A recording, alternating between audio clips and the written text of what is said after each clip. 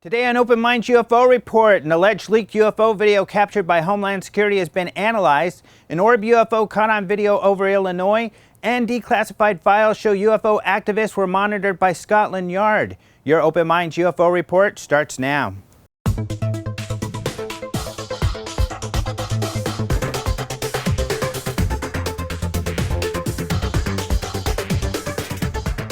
Hello and welcome to the Open Minds UFO Report. My name is Alejandro Rojas.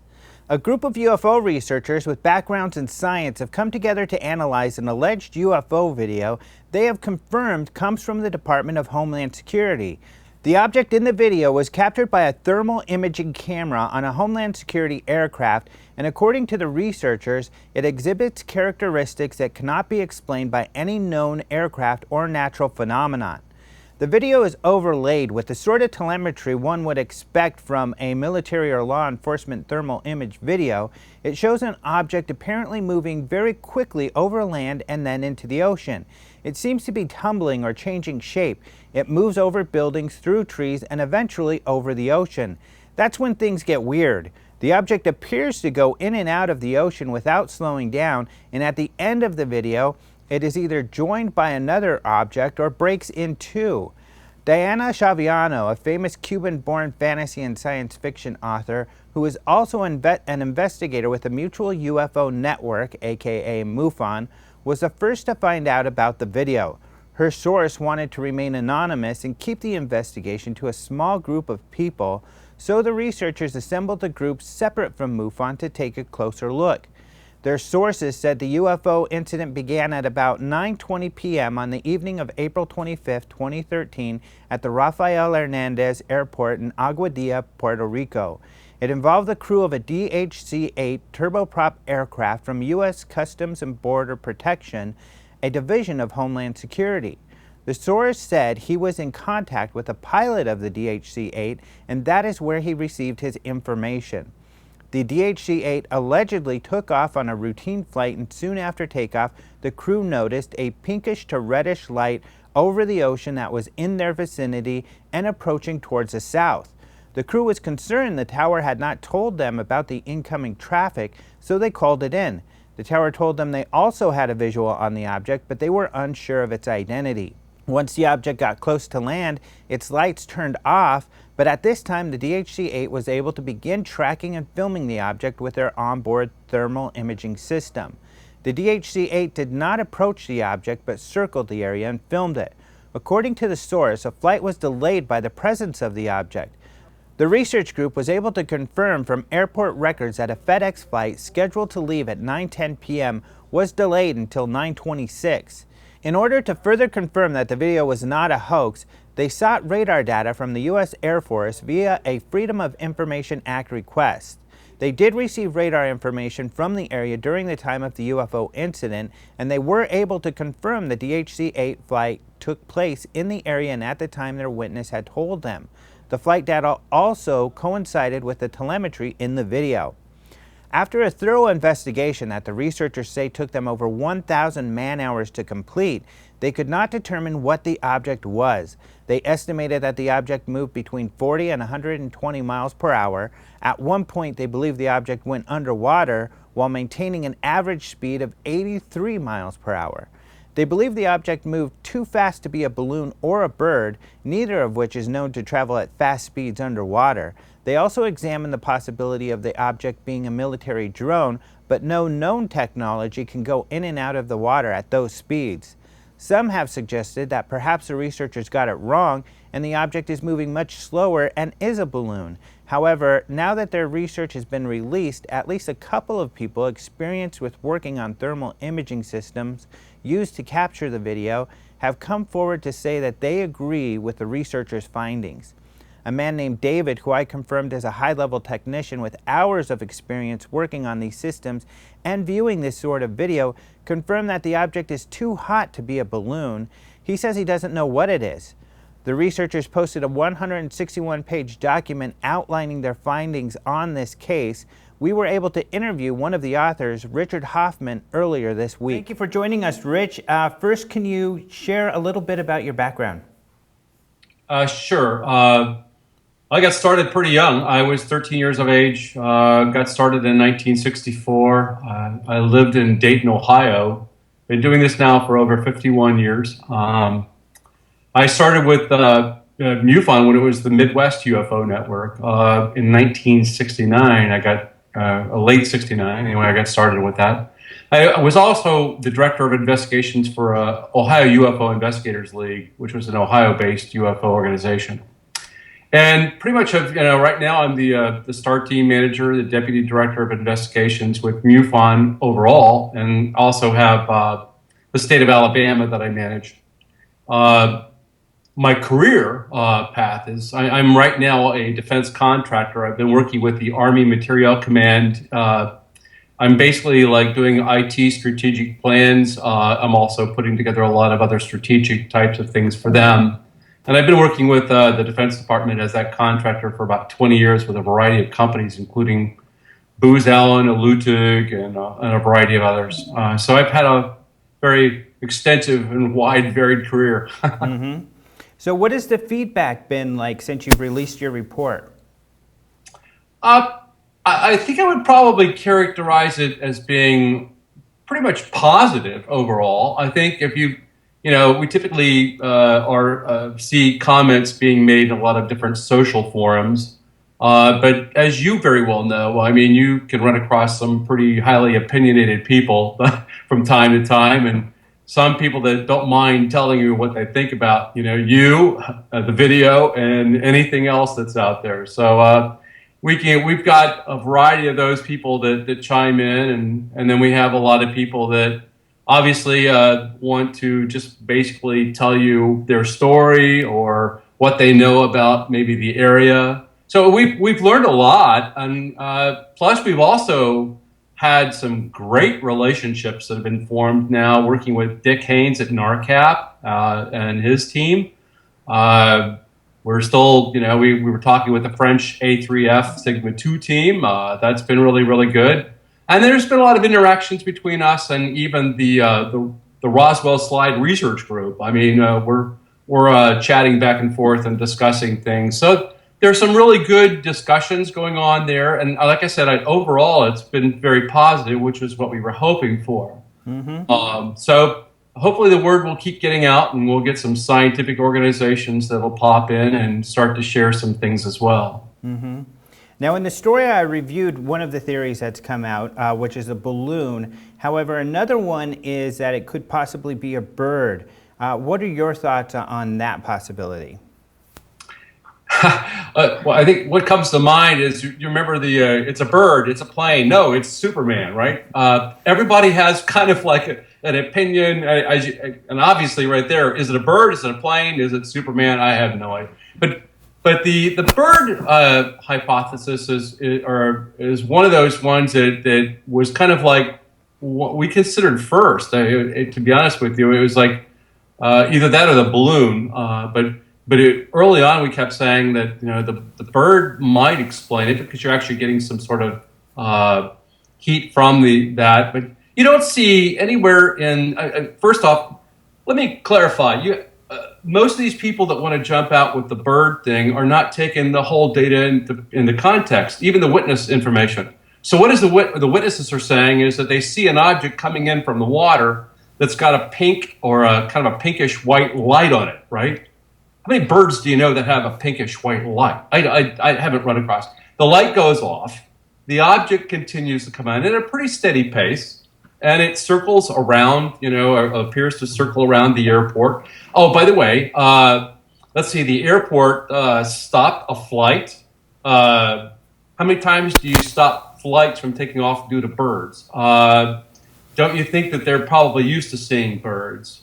What bird do you know that's about, we figured that the size is roughly 3 to 5 feet in diameter of this heat that's coming off of this object. And there's a lot of like changing of that heat structure as you look at that infrared video of the object. And you don't see wings flapping. Let's see, you have it going into the water if the speeds are all accurate. It's probably at about 100 miles an hour. And then at the same time, you've got this thing coming up and splitting into two. Okay, so I say, I'd love to see how you're going to prove it, but please use all of the research and all of the information that we've got. Look at it, consider that. At the same time, truly, look at the whole picture. Look at all those other things about what witnesses say and what they saw. Because that is a good point. You just brought up a number of reasons why you all had ruled out the bird. But along with a lot of these theories, like the bird one, they really haven't addressed all of those. They've maybe addressed a couple, but not the entire argument that you all have made. Yeah, so many people are focusing on just the video that they're missing the fact that there's other information that we've got about that. So all I can say is that they have to take that into consideration, and we're looking forward to them making their argument. But, I mean, they still have to include all that. Yeah. Now, in the story, I had mentioned where we've been in contact with a gentleman named David, who's a FLIR expert. He didn't want his last name used or where he worked. And you're someone who works in defense. We've heard from others who were hesitant to share this sort of information. Why do you think it is that they're hesitant to share their names and their affiliations? Well, largely it's due to careers. I mean, the sensitivity of their careers, the impact of their careers. I mean, take a look at it. I mean, like in the 70s, I was investigating cases, and I had police officers that next thing you know is that their face is all over a tabloid, and so then they're hit with all this different pressure about what's going on and everything else, and it wrecked a lot of their lives, consequences. My experience around, working, I actually delivered a presentation at Wright-Patterson Air Force Base, right there where Project Blue Book was. And I recall at that time when I gave the presentation many, many years ago that I said, how many of you in the room have actually, seen a UFO or can give me some information about that, your experience? And nobody would raise their hand, okay? And when the break came and then afterward, I was pummeled with people one by one walking up and telling me their stories. So it's a very, very personal thing, and they're risking their careers, their lives, and they don't want that. And so I understand that.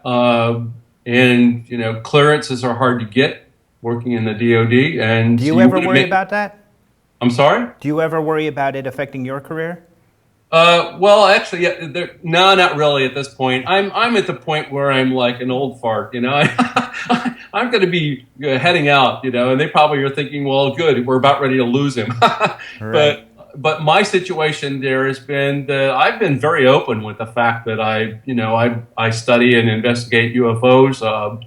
Never had anybody that's ever questioned it. Everybody's interested in it generally, and then I got a few of them that come up and tell me their stories. Right.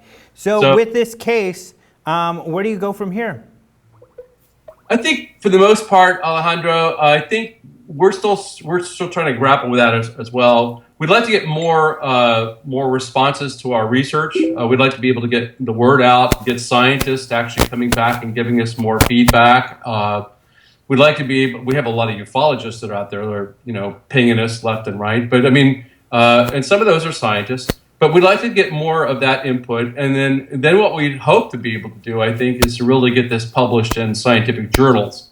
And then once we get it in scientific journals, of course, we'll probably still continue to get others who will be wanting to share that. We'd like to be able to get more IR technicians involved. We'd like to be able to get additional witnesses that might crop up in the area of Puerto Rico that might have a similar kind of experience to this.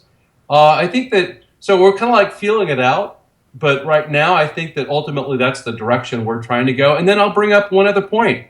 We've had a lot of people, ufologists, who have come up and told us that, hey, this model of what you're doing, we ought to leverage that model elsewhere. We ought to be able to do that because they're looking for a truly science group of people to be a team that would look at and really evaluate and produce papers as well as what we've done. So I think I've seen other ufologists from a variety of different places that said, "Hey, this is really a good way to go." And so we're kind of like exploring that as well. But ultimately it's just trying to be able to make this thing and get it promoted, and also to find out if there's any. Our assumptions might be wrong. There might be explanations. It might be DARPA. It might be a classified weapon system that you and I won't know about. And so that may be out there, and we hope that someday we can figure that one out too. All right, great. Well, thank you so much for joining us. You're welcome. Thank you for inviting me. It's always good to talk to you, Alejandro. A witness in Oak Park, Illinois was out shooting a video of a storm cloud when he caught a strange light buzzing by. He was so baffled by what he caught on the camera, he submitted the video to the MUFON UFO reporting database. The report was submitted on July 31st, 2015. The witness wrote, "I was shooting video of a storm cloud emitting heat lightning from our back porch. When I viewed the video, I saw a streak of light that I cannot explain or rationalize." The witness then slowed the video down and showed it to friends who also were unable to identify the object. Lee Spiegel of the Huffington Post wrote about this sighting after it was posted on OpenMinds.tv and suggested that it could be a phenomenon called ball lightning. Spiegel wrote, "It's rare and unpredictable, which is why researchers don't know much about it. It can last more than a second, which is considered long-lived for lightning, but it's hard to capture and study, according to the Weather Channel. In layman's terms, a ball lightning is a big flash of light that looks circular that appears in the sky during a storm." Illinois MUFON State Director Sam Maranto and Assistant State Director Roger Lorella are investigating. UK newspapers claim that recently declassified files document Scotland Yard's monitoring of UFO activists and sci-fi enthusiasts. The files are regarding the activities of the UK's Metropolitan Police Special Branch, a department responsible for national security. Although the Telegraph and the Daily Express claim these are recent revelations, Dr. David Clark, a senior lecturer in journalism at Sheffield Hallam University and a UFO folklore expert, says he first received these documents in 2005 in response to Freedom of Information Act requests. One of the undated memos, titled New Religious Movements, UFO, NRMs, and the Millennium, outlines the special branch's concerns. Clark writes, "The context suggests they were prepared in the aftermath of the Heaven's Gate suicides and the 50th anniversary of ufology in 1997 to 98. The memo states, "The purpose of this note is to draw attention to the risk posed by UFO NRMs in relation to the millennium. It should be remembered that UFO NRMs are new and draw inspiration from sources one would not normally associate with religious devotion, particularly rock music, television drama, and feature films." According to Clark and the Telegraph, some of the television shows and films listed as a concern were Roswell, The X-Files, Millennium, Dark Skies, Star Trek, and The Lawnmower Man. The Telegraph writes, "It has emerged that Scotland Yard kept a secret dossier on Star Trek, The X-Files, and other U.S. sci-fi shows amid fears that British fans would go mad and kill themselves, turn against society, or start a weird cult." The memo continues, "It is not being suggested that the production companies are intentionally attempting to foment trouble. However, they know what psychological buttons to press to excite interest in their products. Obviously, this is not sinister in itself. What is of concern is the devotion certain groups and individuals ascribe to the context of these programs." The author of the memo notes that the alien beliefs and conspiracy theories are more akin to entertainment storylines, and it is easy to dismiss those who adhere to these beliefs as being mentally deranged and therefore of no consequence. However, the author points out that the suicides of the Heaven Gates cult indicate that their views can and do influence others, and in essence, it does not matter what we do not believe. What really matters is they do. The files show that one of the first organizations singled out by the Special Branch was a UFO religion started in the mid-1950s by a former London cabbie named George King. King believed he was having telepathic communications with an extraterrestrial entity named Aetherius. On this Saturday morning in May 1954, I was in my apartment and I heard a voice. It was in English. The voice was not in the head. This was no psychic apparition. The voice was outside of myself, and it said, "Prepare yourself, you are to become the voice of interplanetary parliament." Well, I had no idea what that meant. I knew nothing about UFOs in those days. I had not studied them, but I had studied yoga. And I'd studied yoga long enough to realize that this was very important. King started an organization called the Aetheria Society for followers of his extraterrestrial message. Two of the organization's goals were to end UFO secrecy and stop the proliferation of nuclear weapons.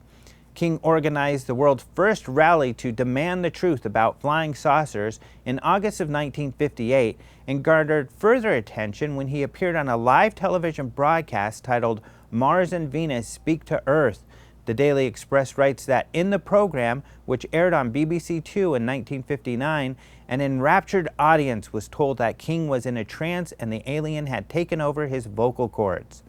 According to the Daily Express, the special branch suspected that his bizarre antics were all part of a communist plot to overthrow democracy and stop Britain becoming a nuclear power.